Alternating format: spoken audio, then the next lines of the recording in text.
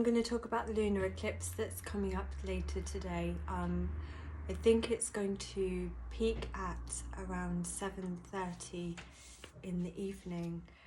So the eclipse is going to, it's a lunar eclipse, so it's going to, the emphasis is going to be on letting go of things, endings, surrendering things, things that we've outgrown, like habits or ideas or relationships or just any kind of things that kind of seem stagnant in our lives. It's a good time to kind of release and let go and focus on new beginnings, because there's going to be a solar eclipse in the opposite sign in Virgo at an anaretic degree, which is the degree of mastery, but also the degree that carries the gravity of the whole 30 degrees of the sign previous to it.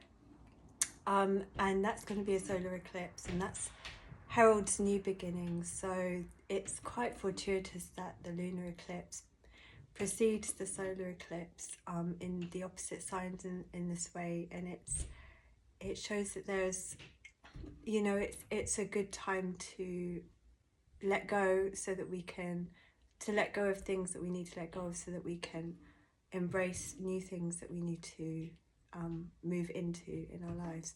So I've just wrote a few notes about kind of what I can see in terms of like the planetary aspects to this eclipse and what they might mean in terms of general interpretation, because when it comes to individual interpretations, you really need like the person's own chart, so that you can actually overlay the planets onto the chart and see which houses which basically is the houses are the spheres of life that the planets are touching for each individual person, and whether or not any of the planets are making aspects to natal planets in someone's chart, and what that might mean for them.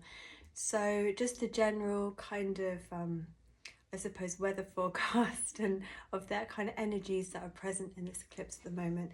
And these are some notes that I've written, so excuse me if I'm kind of looking down sometimes, because I'm reading from them, because it's easier for me not to miss anything than if I'm just kind of speaking from the top of my head. So the sun is conjunct the south node in Virgo, and the south node is about kind of our past, what's familiar to us, things that we kind of need to let go of, usually because they're hindering our forward motion into where we're meant to be, which is our north node.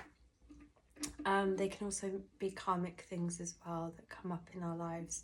So the sun, which is where our light falls, our identity, where our focuses are, the lens of our vision. You know, if you think of the sun, it projects light, so it's what we kind of see by is kind of stuck in the past, and in terms of trying to because it's in Virgo, trying to achieve something through methodical, systematic means, it's asking us to kind of give way to our inner light rather than kind of the external light, going within and uncovering hidden things, looking at where this Pisces Virgo opposition is in your own chart is a key to see which area of your life this will impact.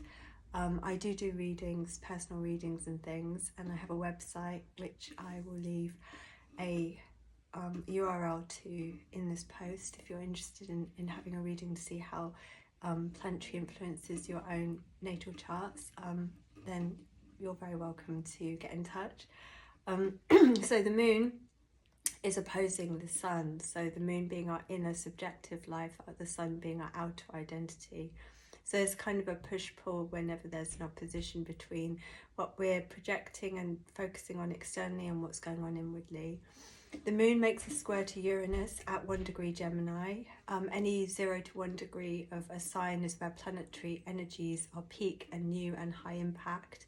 And Uranus is already quite high impact sort of planet. It represents lightning and sudden changes, and it's excuse me, it's got quite an unusual orbit, so you never quite know kind of how or when kind of it's going to play out. You know, it's all it's all kind of a little bit kind of static energy. It's hard to describe, you know. I could do a whole post on Uranus, but anyway, the planetary energies are peak and high impact at the early degrees, and we've got a lot of the outer planets, which are very heavy planets that have high impact or high effect on our lives at either the end degree or the first degrees of new signs, and some of them are retrograding as well. So which means that kind of earlier on in the year we may have felt like there was a sudden kind of like push for, like we were suddenly moving forward, the cogs were turning, we were kind of like given this kind of push forward into a certain direction. And since they started retrograding, we've over the last maybe few weeks or months or month or so, we've started to feel actually things are starting to stagnate or even go backwards. But don't worry, they're going to start going forwards again in not too distant future, and by next July I think all the planets are going to be going in direct motion. So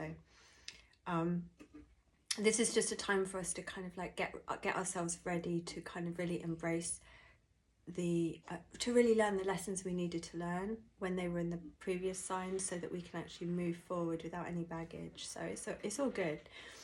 So this eclipse will bring some sudden and unexpected endings, driven by communications and impactful conversations, because Gemini obviously is ruled by Mercury, and Mercury rules conversations, communications, and Uranus is an air sign, as it rules Aquarius, which is an air sign, and it's very much kind of, it rules kind of the airwaves and electricity and, you know, the internet and any kind of technological communication. So there's going to be some really unexpected conversations, but Pluto is also at 1 degree of Aquarius, which Uranus rules, and it trines Uranus, which is actually a positive aspect. So it shows that these conversations, however difficult, will lead to positive transformation, and probably a sense of new independence, and kind of a sense of really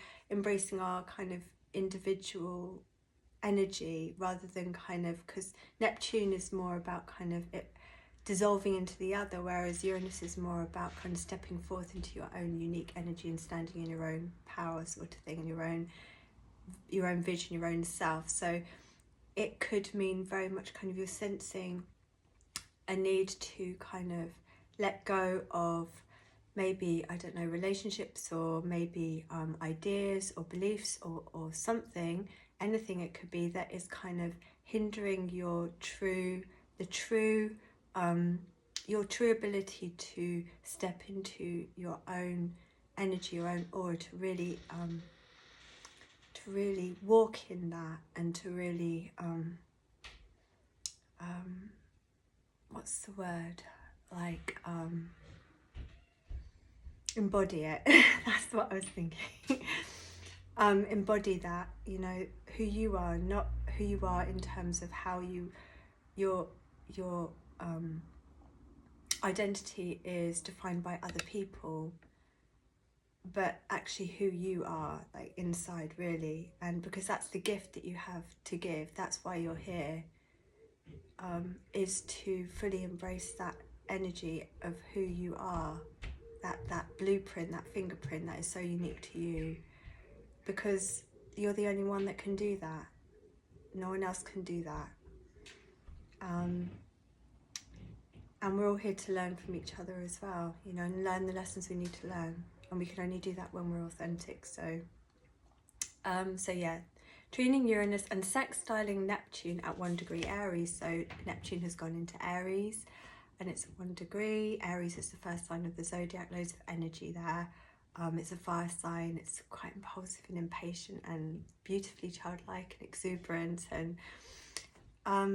and Saturn is at 29 degrees Pisces, so it's retrograded back, and it's teaching us that we kind of need to still sit in that energy for a while before we can move forward into Aries and understand the energy from that aspect. So there will be inner transformations, little earthquakes, deaths and rebirths that will confront fundamental parts of ourselves, the sun, and reveal hidden truths, the moon. 1 degree Aries, the first sign of the zodiac and the most fiery and impulsive forces Neptune, which rules the last sign, Pisces, out of its cave. It's like a hermetic cave, and demands action to be taken. Saturn in the anaretic degree of Pisces, the degree of mastery. So it's when the planet has come to the end of its sign, so it's kind of mastered all the energies of that planet and all of the lessons that that planet wished to teach it, but also it carries the burden of those lessons learned, because it's kind of like it has kind of this sense of urgency. It needs to complete its mission before it can move on. So there's a sense of urgency here, and you may feel that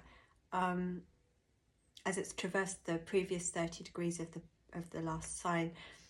And it now asks us to let go of any illusions we have left before embarking on a new trajectory, because Pisces is the sign of illusions and you're ruled by Neptune. It's very sort of under the water. It's very much kind of, things are a bit distorted.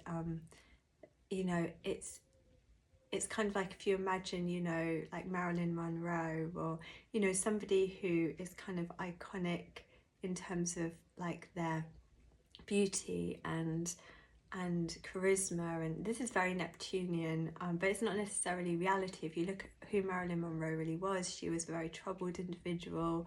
She was actually quite maternal and really just wanted a happy marriage and a solid family that she had been deprived of as a child, going through like all the foster homes and being an orphan. And her mother, well, not an orphan, but kind of technically, but you know, her mother was in an institution. She didn't know who her father was, and actually she was very intelligent. She read a lot of psychology books. She was really interested in anthropology and human psychology and all of this, but kind of that vision we have of her is what remains, what lingers. So Saturn is about the truth and Neptune is about what we project. So we're being asked to let go of any illusions. Maybe we've had illusions about certain things, or kind of ideals that have become idols, and we kind of have to go, you know, I'm going to see things clearly. I'm going to see things as they are, and I'm going to be okay with that, and I'm going to move forward. And before embarking on a new trajectory, once it leaves its sign and enters Aries, Saturn is the great karmic teacher who rewards hard work and punishes procrastination. He's a bit of he's a bit hardline, you know, but kind of we sometimes need that. So all the planets have their lessons, and Saturn tells us where our limits are. He is cool, sobering, realistic, a symbol of material reality, and the karmic limitations of our incarnation. So we have Saturn telling us, listen, we need to look at the situation that we're in realistically, but that's okay, because with realism we've got something to actually hold on to and actually work with. We can't like grasp the air and water. It just runs through our fingers, you know. We need something solid to work with, so he gives us something solid to work with. So yeah, this eclipse season is going to be full of I would say karmic overtones, and it's going to feel, you may have already started to feel like there's things that you need to let go of, and things you need to kind of clean house before you can rearrange the furniture and redecorate and get ready for the solar eclipse, which is coming up at the end of September. I think it's on the equinox, so that again is quite a interesting time for an eclipse. So anyway, I hope you've enjoyed the video. Again, if you are interested in any personal readings, I specialise in synastry, but I do natal charts as well. I dabble a little bit in horary, but you know, just message me with your queries or questions and I'll be happy to accommodate. So thanks for watching. I hope you have a beautiful rest of the day.